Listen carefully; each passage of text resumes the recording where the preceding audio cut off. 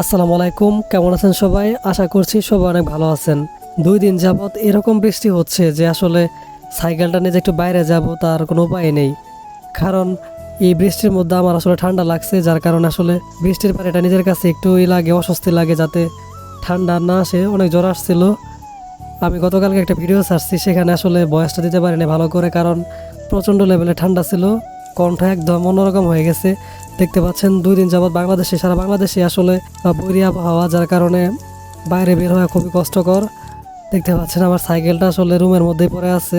ইনশাল্লাহ বৃষ্টি কমে গেলে আমি সাইকেল নিয়ে বের হবো আর একটু বাইরে গিয়ে ব্লগ করার চেষ্টা করব, কারণ বেশ কিছুদিন যাবৎ আসলে সাইকেল চালাই না, মনটা একটু খারাপ আছে।